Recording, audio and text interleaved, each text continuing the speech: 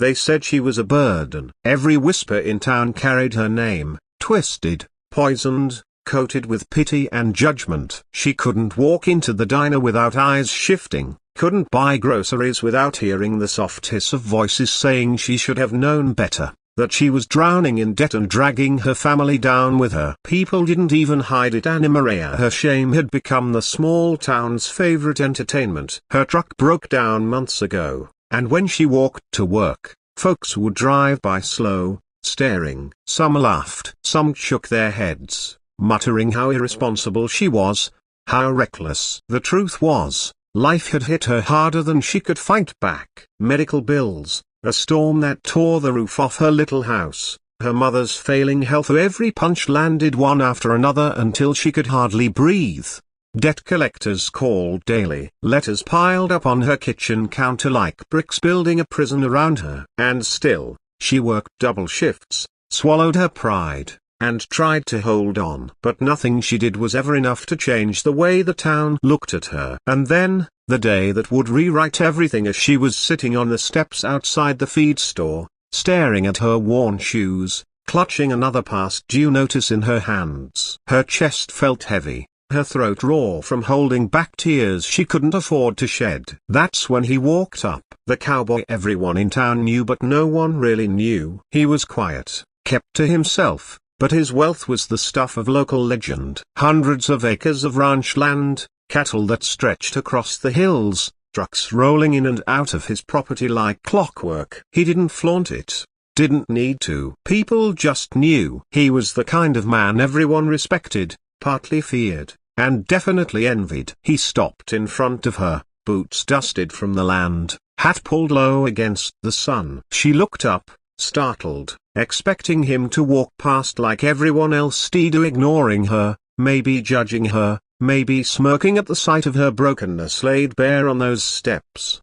But he didn't. Instead, he crouched down, eyes steady on hers, and said words she would never forget. "Why are you letting them tell your story?" Her mouth opened, but nothing came out. He glanced at the paper crumpled in her fist and gently took it from her hand, unfolding it like it was nothing more than a grocery list. He didn't laugh. He didn't judge. He just read it quietly, then folded it back and placed it in her palm. "You're not a burden," he said, voice low but firm. "You're someone who's been fighting battles most folks couldn't survive." Tears burned her eyes, but she blinked them back, shaking her head. "Doesn't matter what you say. This town already decided who I am." That's when he reached into his jacket and pulled out an envelope, thick, heavy. She frowned, confused, as he held it out to her. "Take it," he said. Her hands trembled as she opened it, and her breath caught when she saw what was inside. A deed. A land title. His land. Acres of it. Signed over, notarized,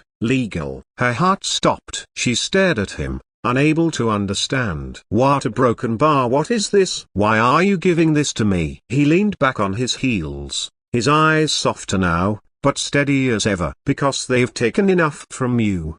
Because I know what it feels like to be judged by people who don't know the weight you carry. And because land like these, it's not just dirt. It's freedom. It's power. And it's yours now." She shook her head wildly, panic mixing with disbelief. "I can't take this. I can't. I don't deserve it." He cut her off. "You deserve more than you've ever been given. And you'll prove them wrong. Not by paying off debt, not by bowing your head, but by standing on land that belongs to you. By building something they can't destroy." Her chest heaved. The whole world tilted. People passing by had started to slow, their curious stares landing on the strange scene unfolding outside the feed store. The whispers were already starting. But for the first time, she didn't feel crushed beneath them. For the first time, she felt something else. Hope. The cowboy stood, towering over her, but his presence didn't weigh heavy. It lifted. He tipped his hat, a small smile tugging at the corner of his mouth. "Don't let them call you a burden anymore. Make them call you unstoppable." And just like that, he turned and walked away,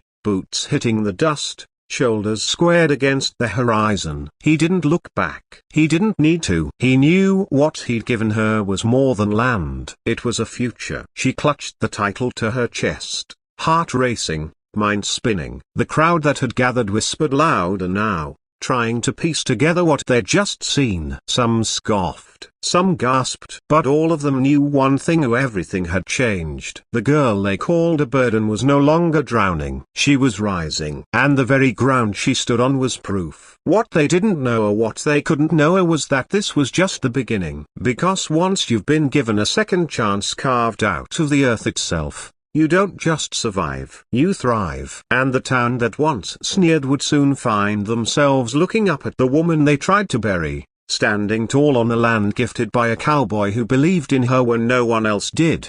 And from that moment on, every whisper, every rumor, every cruel word became powerless against the truth. She was never a burden, she was a force.